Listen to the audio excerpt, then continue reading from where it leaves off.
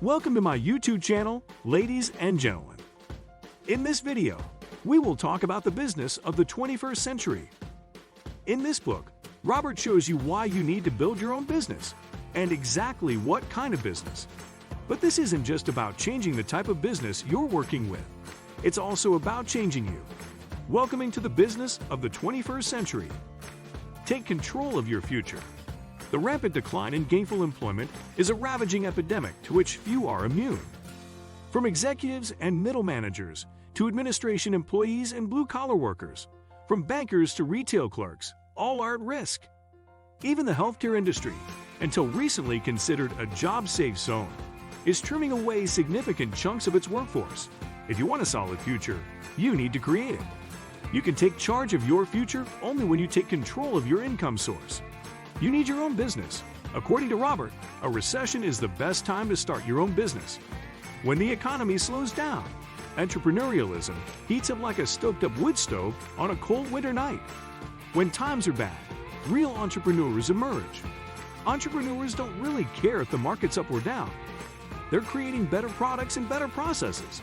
So when somebody says, "Oh, there's less opportunity now," it's because they're losers.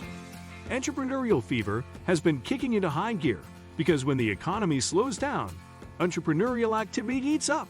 In fact, entrepreneurs flourish in downtimes. In times of uncertainty, we look for other ways to generate income.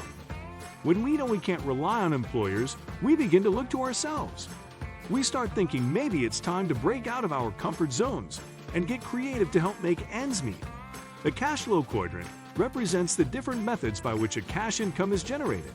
For example, an employee earns money by holding a job and working for someone else or a company. The self-employed are people who earn money working for themselves, either as solo operators or through their own small businesses.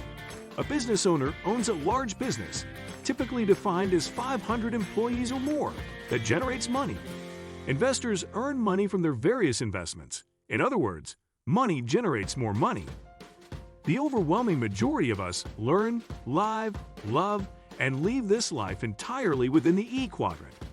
Our educational system and culture train us, from the cradle to the grave, in how to live in the world of the E quadrant. The operating philosophy for this world is to go to school, study hard, get good grades, and get a good job with benefits at a great company. The S quadrant includes a huge range of earning power, all the way from the teenage freelance babysitter or landscaper just starting out in life to the highly paid private practice lawyer, consultant, or public speaker. The S quadrant can be a thankless and difficult place to live. Everyone picks on you here. The government picks on you. You spend one full day a week just in tax compliance. Your employees pick on you. Your customers pick on you.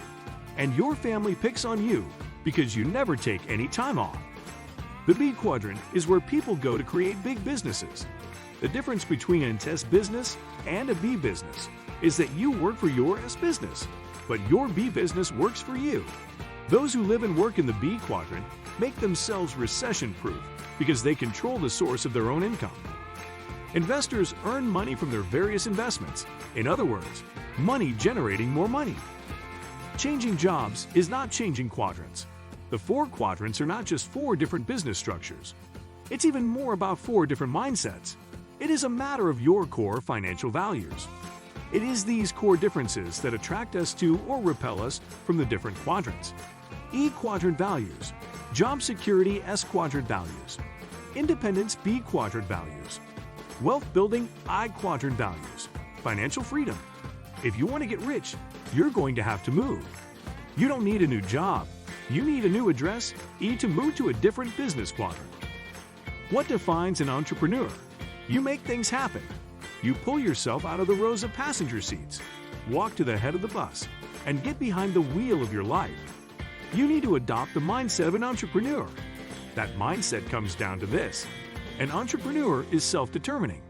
You make things happen, which means you don't get to blame anyone or anything outside yourself. It takes a dream, a lot of determination, a willingness to learn quickly, and an understanding of which sector of the cash flow quadrant you're operating in. Working hard at making money will never create wealth. You can only control the source of your income. It's not just about having income today. tomorrow, and next week. It's about securing your income in perpetuity. This is passive income, also known as residual income. Income that continues coming in over and over, long after you've finished expending the effort and capital it took to create the source of the income. Shifting yourself into the B quadrant is a strong step in that direction. But not all businesses will create passive income. We found that one business model stood out from the rest. This particular business model creates passive income, but requires relatively little cash investment to start up. It has very low overhead and can be operated on a flexible part-time basis until it generates enough cash flow for the entrepreneur to transition out of his current full-time job. That business model is called network marketing.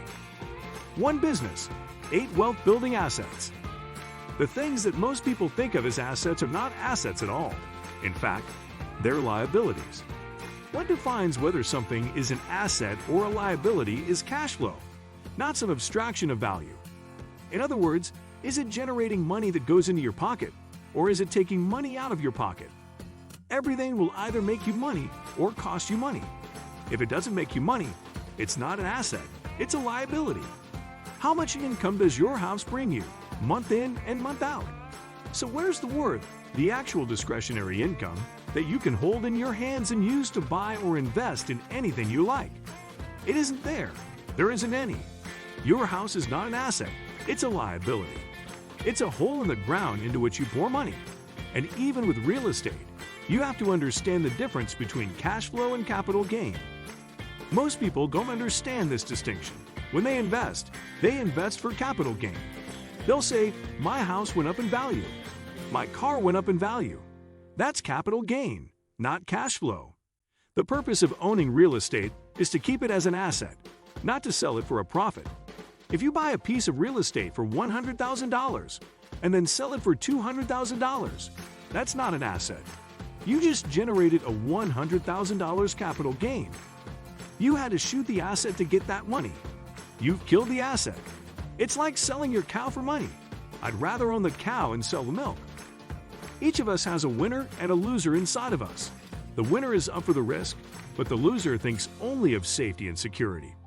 Every time we let our fears, our doubts, or our low self-esteem win, the loser emerges and holds sway. Learning to share your vision and tell a powerful, persuasive story is learning how to override the loser inside you and allowing the winner to rise to the surface. Learning how to tell a powerful story is learning how to show up as the winner you are. Network marketing gives you the opportunity to face your fears, deal with them, overcome them, and bring out the winner that you have living inside you. What do you think of our video? Let me know in the comment section below. Before you go, please hit the like button and subscribe to my channel. Thanks for watching.